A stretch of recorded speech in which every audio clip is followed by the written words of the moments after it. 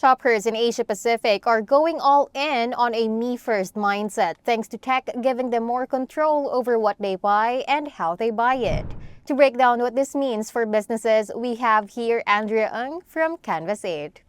Andrea, what consumer trends can we look out for in Asia Pacific next year? Well, 2025 has the propensity to be a really, really exciting year globally and across Asia. People will be putting themselves first, especially in, like you said, a year of AI powered change. In a year of me first, brands will be challenged to ensure they connect with people as individuals and as humans first. So there are three key consumer themes for next year. First is moving from hyper to depersonalization. In 2025, AI personalization is changing what understanding people will look like. Sophisticated AI means that personalization isn't just about tailored recommendations anymore. Our expectations, our tolerance with inauthentic personalization is shortening. You look in Hong Kong, at least 90% of people that surveyed said that they would quit a brand due to a lack of personalized customer experience. So the keywords here would really be dynamic, intuitive, responsive, and shape. Secondly, it's all about agency. In a me first future, empowerment and control becomes even more important. Agency will become the focal point of customer engagement and tech innovation, whether it is like Gcash in the Philippines, revolutionizing financial services to bring banking to Filipinos' fingertips. So it's all about how brands can empower consumers by ensuring a smooth and enriching experience at every journey by facilitating agency. And finally, it's about hyperconvenience to frictionlessness. The thing about speed is that it is useless if it's not efficient, and speed alone won't be enough. With AI, people's lives are getting easier.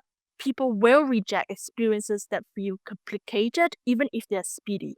So it's all about how brands can make their lives easier, quicker, but also simpler.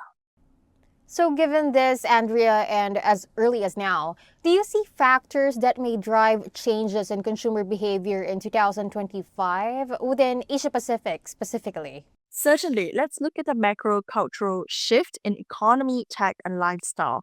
So, firstly, financial pressures. When economic pressures began, an economic crisis started, people were feeling paralyzed by a lot of uncertainties. They were dealing with the cost of living the best way they can. According to a study in Singapore by the Institute of Policy Studies, over 90% of those aged 21 to 39 have felt personally affected by the rise of cost of living.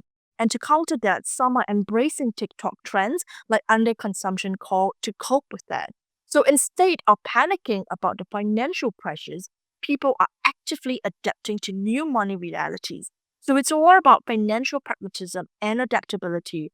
Help their money work smarter, not harder.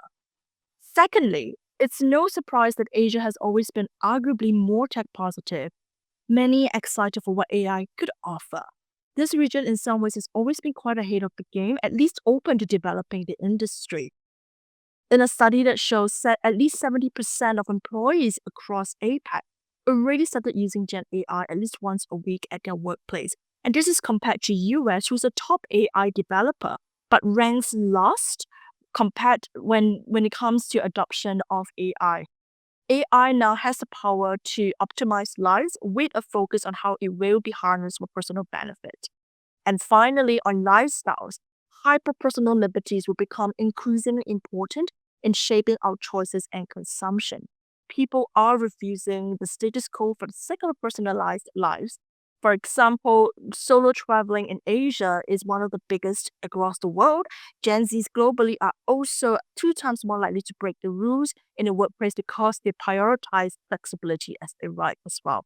All of these is three different factors drive and shape the trends that we've mentioned earlier. Since you've mentioned AI and a couple of challenges earlier, can you mention what the biggest challenges are that brands may face in meeting Asia Pacific consumers' evolving expectations? We mentioned some of the challenges very specific to the key trends earlier as well. So, risk of algorithmic personalization, for example, technological over reliance, brands delivering speed and hyperconvenience without considering efficiency. But let me take a step back and highlight two additional consumer tensions that brands will continue to still be aware of. going forward. So the first one is really all about the crisis of trust, which shakes how people shop. With AI, with scams on the rise, with deepfakes, people are wary and they seek trustworthiness and assurance from brands. According to a report by Twilio published in 2024, over half of APAC consumers will not purchase from a brand due to lack of trust. And it is really important for brands to then close that trust gap. And secondly, the tension of values will also be really important, helping consumers in Asia resolve their conflicting tensions. For example, we take sustainability. People will do whatever it takes to cope with the impacts of climate change, even if it's at the expense of sustainability. So people want to uphold idealistic values, but the realistic pressures make it really challenging to do so. So brands need to be really mindful how to close this gap for them. Thank you so much for your time today, Andrea. We are looking forward to having you back on the program. Thank you for having me. Once again, that was Andrea Ng, Asia Pacific Insights Director at Canvas8. For more news, visit retailasia.com.